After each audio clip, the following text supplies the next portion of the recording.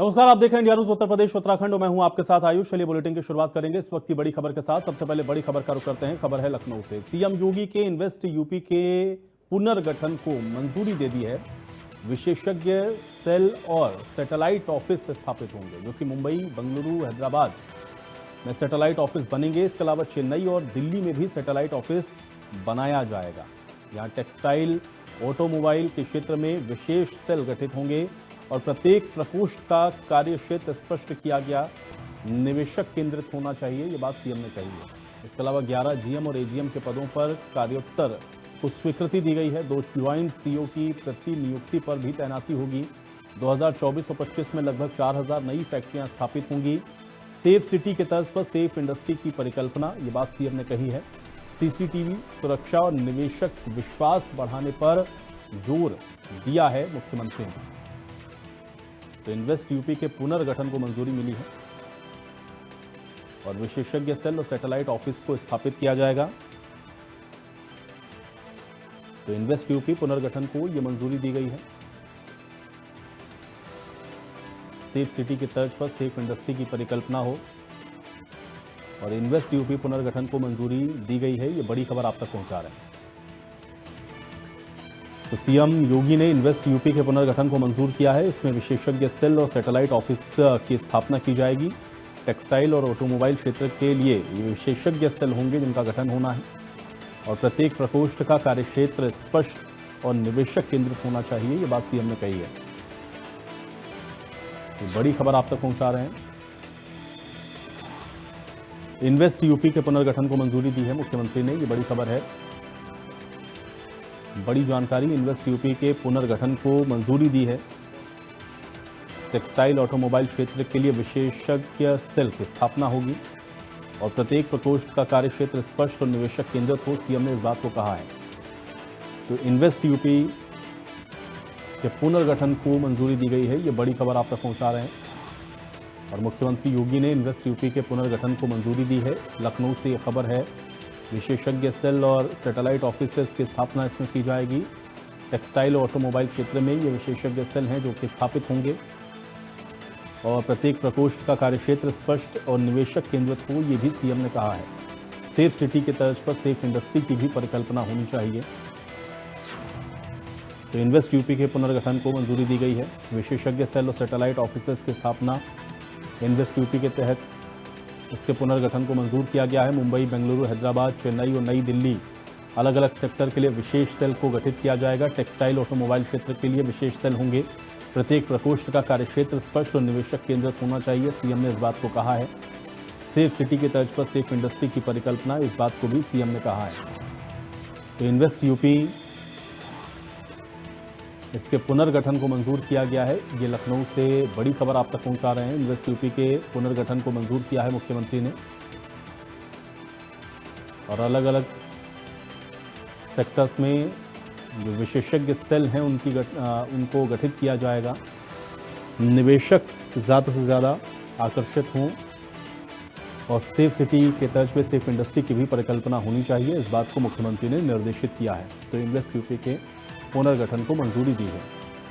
अभिषेक मेरे साथ जुड़ रहे हैं ज़्यादा जानकारी के साथ। अभिषेक, इन्वेस्ट यूपी के पुनर्गठन को मुख्यमंत्री की ओर से मंजूर किया गया है, क्या जानकारी है? जी हाँ, बिल्कुल। इन्वेस्ट यूपी जिसको लेकर मुख्यमंत्री ने आज एक विशेष बैठक की और फिर इस पूरी कवायद को लेकर मुख्यमंत्री ने अपने साफ दिशा निर्देश दिए हैं कि जिस बड़ी तादाद में उत्तर प्रदेश एक नया आयाम इंडस्ट्रीज के लिए बढ़ा है और ईज ऑफ डूइंग बिजनेस को आसान करने के लिए, यानी इसे बेहतर से बेहतर व्यवस्थाओं से जोड़ने के लिए बाकायदा प्रकोष्ठ बनाए गए हैं और हर एक जगह की इंडस्ट्रीज जो उत्तर प्रदेश की तरफ आकर्षित है, यानी यहां पर नए रोजगार के आयाम, इंडस्ट्रियल डेवलपमेंट को लेकर जिस तरह के प्रस्ताव उत्तर प्रदेश ने रखे थे उसको लेकर कई सारे एमओयू साइन हुए थे और उसको लेकर अब बड़े उद्योग उत्तर प्रदेश के साथ जुड़ना चाहते हैं। इसको बेहतर और सुगम और स्पीडी बनाने के लिए सीधे तौर पर मुख्यमंत्री की तरफ से आज ये बैठक की गई, जिसमें मुख्यमंत्री ने साफ तौर पर आदेशित किया है कि इन सभी इंडस्ट्रीज को पेपर वर्क से बचाया जाए और खासतौर पर जल्दी से जल्दी ये उत्तर प्रदेश में अपने उद्योग को स्थापित कर सकें। इसको लेकर विभाग तेजी से काम करे और खासतौर पर जो पेपर वर्क एक बड़ा ऑब्स्टिकल होता था उसे बेहतर किया जा सके। साथ ही साथ इसके पुनर्गठन को करते हुए अलग अलग प्रकोष्ठ की बनाए गए हैं जो अलग अलग एरियाज की इंडस्ट्रीज को डील करेंगे। सीधे तौर पर नोडल ऑफिसर्स के अलावा इन्वेस्ट यूपी के सभी अधिकारियों को भी ताकीद की गई है कि वो खुद इस बात को मॉनिटर करें कि जो भी इंडस्ट्रीज प्रस्तावित हैं, जिनका लैंड एक्विजिशन हो चुका है या फिर जो फैक्ट्रीज और बड़े उद्योग घराने उत्तर प्रदेश में अपना उद्योग स्थापित करना चाहते हैं, उनको किसी तरह की परेशानी ना है। खासतौर पर पेपर वर्क जो एक बड़ा ऑब्स्टिकल होता था, उसे मुख्यमंत्री ने खासतौर पर इंकित किया है कि उसको लेकर समय ना जाए, यानी समय व्यतीत ना हो, उसको लेकर ये ना हो कि पेपर वर्क की वजह से परेशानी हो रही है, लिहाजा उसे जल्दी से जल्दी और सुगम से सुगम बनाने को लेकर ये आदेश जारी किए गए। चलिए, बहुत शुक्रिया अभिषेक इस तमाम बातचीत और जानकारी के लिए। खबर है लखनऊ से, जहां पे दलित छात्रा से गैंगरेप के मामले में सियासत गर्मा गई है। सपा कार्यालय के बाहर पोस्टर लगाया गया है और सपा का पोस्टर के बहाने योगी सरकार पर हमला है। पोस्टर में लिखा है, दलितों पर अपराध में यूपी नंबर 1। योगी सरकार में जंगल राज बढ़ता जा रहा है, इस बात को समाजवादी पार्टी की ओर से कहा गया। तो सपा कार्यालय के बाहर पोस्टर लगाया गया और सपा ने इस पोस्टर के जरिए योगी सरकार पर हमला बोला है और पोस्टर में लिखा गया है, दलितों पर अपराध में यूपी नंबर 1। ये समाजवादी पार्टी कार्यालय के बाहर ये पोस्टर लगा है और इसी पर बातचीत करेंगे। नरेंद्र यादव मेरे साथ, मेरे सहयोगी जुड़ गए हैं जानकारी के साथ। नरेंद्र, पोस्टर के जरिए मौजूदा सरकार के ऊपर निशाना साधा जा रहा है। समाजवादी पार्टी के कार्यालय के बाहर पोस्टर लगाया गया है, अपराध में, दलितों के ऊपर अपराध में उत्तर प्रदेश नंबर 1 बन गया है, ये कहा जा रहा है। क्या जानकारी है? देखिए, आयुष, पोस्टर वाल राजधानी लखनऊ में अक्सर देखने को मिलता है। कभी भारतीय जनता पार्टी के समर्थक लगाते हैं तो कभी समाजवादी पार्टी के समर्थक लगाते हैं। आज का ये पोस्टर दलित महिलाओं के ऊपर उत्पीड़न को लेकर लगाया गया है, जिसमें उत्तर प्रदेश, राजस्थान और मध्य प्रदेश का जिक्र किया गया है और उत्तर प्रदेश को नंबर 1 पर दर्शाया गया है। 15,000 से ज्यादा अपराधों का जिक्र किया गया है और इसमें समाजवादी पार्टी के राष्ट्रीय प्रवक्ता हैं अतुल सक्सेना, उन्होंने पोस्टर लगाया है और इस तरीके का दावा किया है। ध्यान देने वाली बात होगी कि इन्होंने पोस्टर में बाबा भीमराव अंबेडकर का फोटो लगाया है, डॉक्टर लोहिया का लगाया है, मुलायम सिंह का और अखिलेश यादव के साथ अपना भी फोटो लगाते हुए ये सारे आंकड़े दिए हैं। ये एक मैसेजिंग का दौर चल रहा है, क्योंकि मायावती की रैली के बाद जिस तरीके से उत्तर प्रदेश में राजनीतिक सरगर्मियां बढ़ी हैं, उसको लेकर समाजवादी पार्टी काफी सचेत हो चली है और दलित वोटर बैंकों पर अपनी निगाह टिकाए हुए है। इसको लेकर पीडीए फार्मूले को आगे तो बढ़ा जा रहा था, लेकिन इसे और धार देने का प्रयास किया जा रहा है, क्योंकि मुख्यमंत्री का मायावती ने यहाँ पर जो व्यवस्था की गई थी उसको लेकर उनको धन्यवाद दिया था और उनको कहा था कि अच्छी व्यवस्था की गई है। और सबसे बड़ा हमला जो बोला था समाजवादी पार्टी पर और अखिलेश यादव पर, उसके बाद से ही इस वोट बैंक को लेकर समाजवादी पार्टी के बीच बेचैनी देखी गई है और लगातार अब इन मुद्दों को लेकर समाजवादी पार्टी आगे बढ़ना चाहती है कि दलितों की हितैषी समाजवादी पार्टी है, उनके सुख दुख में समाजवादी पार्टी खड़ी होती है और साथ ही पीडीए के फार्मूले को लेकर वो लड़ाई लड़ रही है, जिसमें पिछड़ा, दलित और अल्पसंख्यक हैं, इनके ऊपर उत्पीड़न हो रहे हैं। अगर बात की जाए सपा राष्ट्रीय अध्यक्ष अखिलेश यादव के बयानों की, तो उन्होंने भी अभी हाल में कल और परसों में ऐसे बयान दिए हैं जिसमें आरोप लगाया है कि जाति देखकर जो है कार्रवाई की जाती है और सबसे ज्यादा अपराध पीडीए वर्ग पर होता है। तो इसी से मिलता जुलता ये भी पोस्टर है जिसमें महिला और दलित महिला का जिक्र किया गया है, जो निश्चित तौर पर भारतीय जनता पार्टी पर एक बड़ा निशाना है, सरकार पर एक बड़ा वार है। इन सारी चीजों को एक राजनीतिक रंग देने का प्रयास किया जा रहा है पोस्टर लगाकर। जी आयुष।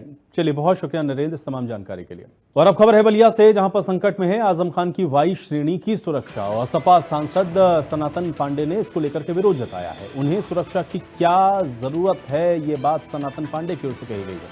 अखिलेश को भी सुरक्षा की जरूरत नहीं है, देश के किसी भी नेता को सुरक्षा की जरूरत नहीं है, प्रधानमंत्री और मुख्यमंत्री को भी सुरक्षा की जरूरत नहीं है, ये बात सपा सांसद कह रहे हैं। तो सनातन पांडे सपा सांसद हैं जिन्होंने वाई श्रेणी की जो सुरक्षा आजम खान को दी गई उस पर उन्होंने ये सवाल के जवाब में कहा कि सुरक्षा की जरूरत आजम खान को क्या है और अखिलेश को भी इसकी जरूरत नहीं है, प्रधानमंत्री को भी जरूरत नहीं है, मुख्यमंत्री को भी जरूरत नहीं है। ये बलिया से खबर है, आजम खान की वाई श्रेणी की सुरक्षा संकट में आ सकती है, क्योंकि सपा के सांसद हैं सनातन पांडे जो कि इसका विरोध कर रहे हैं और उन्होंने कहा है कि उन्हें सुरक्षा की क्या जरूरत है, यानी कि आजम खान को सुरक्षा की क्या जरूरत है और अखिलेश को भी सुरक्षा की कोई जरूरत नहीं है, ये बात भी सनातन पांडे ने कही है। और देश के किसी नेता को सुरक्षा की जरूरत नहीं है। अमित मेरे साथ, मेरे सहयोगी जुड़ रहे हैं जानकारी के साथ। अमित, ये जो बयान दिया गया सनातन पांडे की ओर से, जिसमें आजम खान को सुरक्षा की क्या जरूरत, अखिलेश यादव को सुरक्षा की जरूरत नहीं, किसी भी मंत्री को, प्रधानमंत्री को, मुख्यमंत्री को सुरक्षा की कोई जरूरत नहीं, क्या मायने हैं इस बयान के? ये सनातन पांडे हैं जो जी, सनातन पांडे का साफ तौर पर कहना है कि किसी को सुरक्षा की जरूरत नहीं है। लेकिन अब इतना ऐसे लोगों को डर सताता है कि सुरक्षा उनको लेना उनकी मजबूरी हो जाती है कहीं ना कहीं। आम आदमी के लिए कोई सुरक्षा देखा जाए तो कुछ भी है। आम आदमी किसी तरह भी जाता है, चाहे कहीं जाता है, उसको सुरक्षा की कोई जरूरत नहीं पड़ती, लेकिन नेताओं को जरूरत पड़ती है। ये सवाल उठा रहे हैं। चलिए, बहुत शुक्रिया अमित इस तमाम बातचीत और जानकारी के लिए। बढ़ेंगे आगे। खबर है अंबेडकर नगर से, जहां पर सपा महासचिव के विवादित बोल सामने आए। रामअचल राजभर की हिंदू धर्म गुरुओं पर टिप्पणी, रामचरितमानस की प्रति जलाने वालों को मसीहा बताया। बीजेपी और संघ नेताओं पर अभद्र भाषा का इस्तेमाल किया। विवादित टिप्पणी की वीडियो सोशल मीडिया पर वायरल हो रहा है।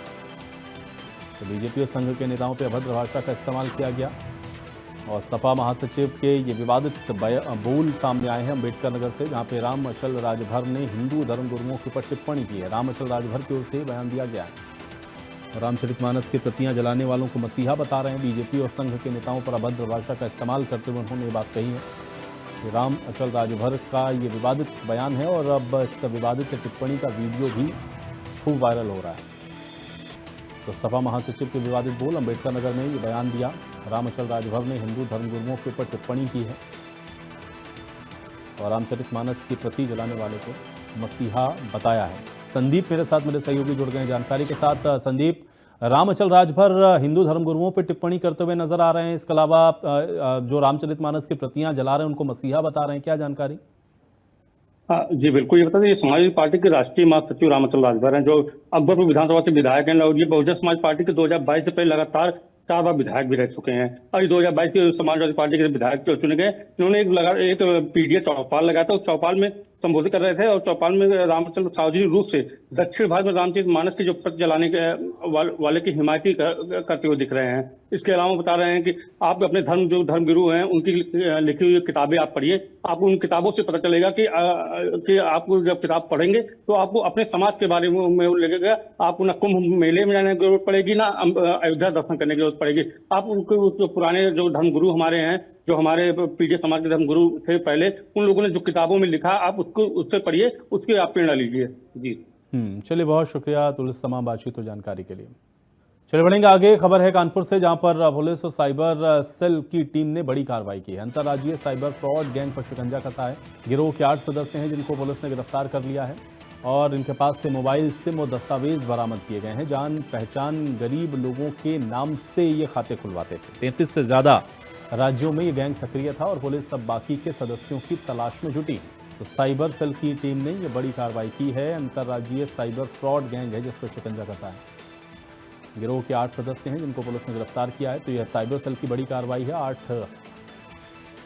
सदस्य हैं इस गिरोह के जिनको गिरफ्तार किया गया है। मोबाइल फोन, सिम कार्ड और कुछ अन्य दस्तावेज बरामद किए गए हैं। 33 से ज्यादा राज्यों के अंतर्राज्यीय साइबर फ्रॉड गैंग पर ही शिकंजा कसा गया है। गिरोह के 8 सदस्य हैं जिनको पुलिस ने गिरफ्तार कर लिया है और इनके कब्जे से मोबाइल फोन, सिम और दस्तावेज बरामद किए गए हैं। और अलग अलग राज्यों में आपको बता दें कि ये गैंग सक्रिय था। और जेबा खान मेरे साथ, मेरे सहयोगी जुड़ रही जानकारी के साथ। जेबा, ये साइबर फ्रॉड करने वाले आरोपी हैं जिनको गिरफ्तार किया गया है और कई राज्यों के अंदर इनका जो पूरा नेटवर्क है वो फैला हुआ था, क्या जानकारी है? जी बिल्कुल, ये साइबर पुलिस की जो है बड़ी कार्रवाई है। कानपुर शहर में स्वरूप नगर थाने से के अंतर्गत इन लोगों को गिरफ्तार किया गया है। ये तकरीबन 8 लोग हैं, पूरे 8 लोग हैं और इनके खिलाफ कार्रवाई की गई है। दरअसल इनके पास से कई तरीके के SIM card, credit card, debit card, पास हर मिला और कई तरीके के दस्तावेज मिले। कैश हालांकि ज्यादा नहीं था, वो 1500 के आसपास था। लेकिन ये लोग जो थे गरीब लोगों का पहले खाता खुलवाने के नाम से उनके डॉक्यूमेंट्स लेते थे, उनके खाते खुलवाते थे। उसके बाद में साइबर ठगी जो करते थे उसका पैसा उसी में उन्हीं खातों में ट्रांसफर करवाते थे। और इस तरीके से कई राज्यों तक इनका जो है नेटवर्क फैला हुआ है, जिसमें महाराष्ट्र है, छत्तीसगढ़ है, बंगाल है, पश्चिम बंगाल है और उत्तर प्रदेश है। जी जेबा, लेकिन ये जो पूरा गैंग है ये कहां से ऑपरेट करता था और कानपुर में इनकी तस्दीक कैसे करी पुलिस, कैसे पहुंची इन तक? थोड़ा इस विषय को और अपडेट करें।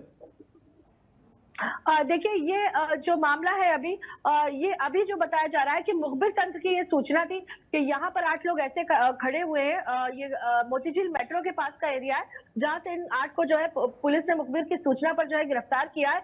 और वही उनको जो पकड़ा है, उनके पास से ये पता चला कि ये लोग जो है साइबर ठगी करते हैं और इस तरीके से लोगों को फंसाते हैं। और इसी तरीके की जो इंटरनल सूचना थी, जानकारी थी, उसके आधार पर पुलिस ने पूरी कार्रवाई करी और जब पकड़ कर लाई तो जो इनके पास से दस्तावेज निकले, जिस तरीके के कई तरीके के जाली दस्तावेज भी बरामद हुए और पूछताछ में उन्होंने जो इनका कई लोग हैं, इसमें प्रयागराज का एक इमरान है, आसिम है, कई लोग हैं, इस तरह 8 लोग हैं, उन्होंने पूछताछ में पूरी जानकारी दी। और पुलिस तो की जेबा, ये जो 8 लोग पकड़े गए हैं, क्या ये कानपुर में ऑपरेट कर रहे थे?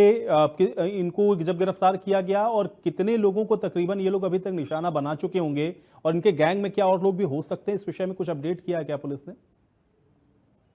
बिल्कुल, पुलिस ने अपडेट किया है कि इस गैंग के जो लिंक है वो कई राज्यों में जुड़े हुए हैं। 33 लोगों पर एफआईआर हुई है, पुलिस ने 33 लोगों पर एफआईआर करी है और 8 लोग जो हैं ये सामने से हैं, बाकी 33 लोग और भी हैं। और इसके अलावा इनका जो लिंक है वो कई राज्यों में जुड़ा हुआ था, यूपी में भी है। यूपी में कानपुर शहर से ये पकड़े गए उस वक्त जब ये कहीं जाने की तैयारी कर रहे थे। जी चलिए जेबा, बहुत शुक्रिया इस तमाम बातचीत और जानकारी के लिए।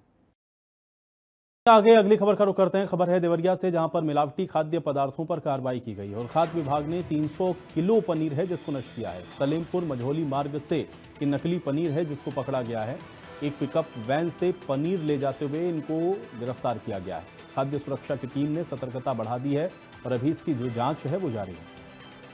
तो त्योहार आते ही मिलावटखोर आप देखिए किस तरह से एक्टिव हो जाते हैं। एक पिकअप वैन से पनीर ले जाते हुए पकड़े गए हैं ये लोग और नकली पनीर था। खाद्य सुरक्षा की टीम ने सतर्कता और बढ़ा दी है और खाद्य पदार्थों की जो जांच है वो लगातार चल रही है। तो सैंपलिंग हो रही है। ये देखिए नकली पनीर है जिसको नष्ट किया गया है। मिलावटी खाद्य पदार्थ पर ये बड़ी कार्रवाई की जा रही है और करीबन 300 किलो ये पनीर बताया जा रहा है। तो नकली पनीर है, केमिकल से बनाया गया ये पनीर, जिसको समय रहते सतर्कता के चलते एक पिकअप वैन से बरामद किया गया और उसके बाद इसको नष्ट कर दिया गया है।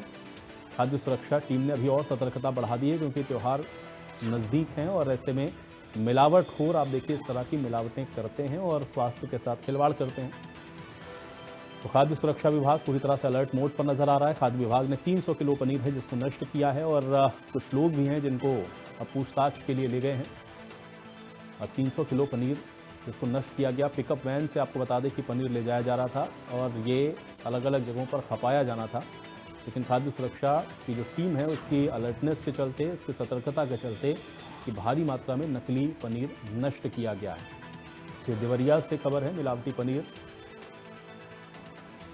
और 300 किलो पनीर है। आज सलेमपुर मझौली मार्ग पर ये नकली पनीर पकड़ा गया है और ये सब आपको बता दें कि त्यौहार के सीजन में इस्तेमाल होने वाला था, लेकिन अब खाद्य सुरक्षा की जो टीम है उसने सतर्कता बढ़ा रखी है और इसी अलर्टनेस के चलते ये नकली जो पनीर है उसको नष्ट किया गया है। तो टीम ने बड़ी कार्रवाई की है पनीर को नष्ट करते हुए। आप देख सकते हैं करीबन 300 किलो ये नकली पनीर है जो कि ले जाया जा रहा था एक पिकअप में। सलेमपुर मझौली मार्ग पर टीम को ये सूचना मिली कि पिकअप में नकली पनीर लदा हुआ है और उसका तत्काल संज्ञान लिया गया। इस पर कार्रवाई करते हुए खाद्य सुरक्षा की टीम ने सतर्कता बढ़ाई और इन आरोपियों को मौके पे ही धर दबोचा गया है, जहां से ये 300 किलो नकली पनीर बरामद किया गया और मौके पे ही उसको नष्ट भी कर दिया गया। तो मझौली सलेमपुर मार्ग पर आपको बता दें कि ये नकली पनीर है पिकअप में ले जाया जा रहा था जिसको पकड़ा गया है और फिर इसको नष्ट करने की जो कार्रवाई है वो भी की गई है और खाद्य सुरक्षा की टीम ने सतर्कता बढ़ा दी है। और अभी भी आपको बता दें कि पूरी तरह से खाद्य सुरक्षा विभाग की जो टीम है वो अलर्ट पर है। ये 300 किलो नकली पनीर जिसको नष्ट किया गया है देवरिया से, ये बड़ी खबर है। घनश्याम जुड़ गए जानकारी के साथ। घनश्याम, 300 किलो से ज्यादा नकली पनीर बरामद किया गया, इसके बाद उसको मौके पे ही नष्ट कर दिया गया है। क्या कार्रवाई है खाद्य सुरक्षा विभाग की टीम की ओर से, अपडेट करें। चलिए, घनश्याम तक शायद मेरी आवाज़ नहीं पहुंच पा रही, कुछ तकनीकी समस्या है, लेकिन एक बड़ी कार्रवाई खाद्य विभाग के द्वारा की गई है और सुरक्षा और सतर्कता और बढ़ाई गई है ताकि ये जो नकली पनीर है या इस तरह के जो नकली मिलावटी पदार्थ हैं वो लोगों तक ना पहुंचे, और इसलिए अलर्टनेस अभी भी है। लेकिन ये 300 किलो से ज़्यादा नकली पनीर है जिसको नष्ट किया गया मौके पे ही। एक पिकअप गाड़ी से आपको बता दें कि पनीर ले जाया जा रहा था, सलेमपुर मझौली मार्ग पर ये पिकअप रोकी गई और उसके बाद इससे ये नकली पनीर बरामद किया गया जिसको नष्ट किया गया। घनश्याम हमारे साथ एक बार फिर से जुड़ गए हैं। घनश्याम, 300 किलो से ज्यादा नकली पनीर नष्ट किया गया है खाद्य सुरक्षा विभाग के द्वारा, क्या जानकारी? जी, आपको बता दें कि ये जो फूड विभाग दीपावली के त्योहार को देखते हुए वो छापेमारी कर रही है। उसी दौरान उनको मुखबिर की सूचना मिली कि आजमगढ़ से एक प्राइवेट गाड़ी से लेके ये बिहार सप्लाई के लिए जा रहे हैं। उसी पर ये सलेमपुर के पास औरंगाबाद एक चौराहा है, वहां पर छापेमारी हुई और गाड़ी की चेकिंग हुई, जिसमें 300 केजी ये जो पनीर नकली पनीर मिला, उसे सैंपल भी भरा गया और उन्हें नष्ट करने के लिए अधिकारियों द्वारा नष्ट कर दिया गया। और साथ ही साथ उनके सैंपलिंग के फेल होने पर जो भी होगा कार्रवाई होगी, और इसके लिए उनको जो भी उनकी जो पनीर है उसके तहत और कहां गया है इसकी भी फूड विभाग जांच कर रही है। जी, और किस तरह की अलर्टनेस बरती जा रही, क्योंकि ये नकली पनीर तो मुखबिर की सूचना के आधार पर बरामद कर लिया गया, लेकिन त्योहारों के सीजन में हम लोग देखते हैं घनश्याम, ये मिलावटखोर बड़े एक्टिव हो जाते हैं और काफी ज्यादा हम लोग देखते हैं कि ये मिलावटखोरी बढ़ जाती है। इसको लेकर के कितनी अलर्टनेस है वहां पे और कैसे खाद्य सुरक्षा विभाग की टीम काम कर रही है, थोड़ा इसको अपडेट करें।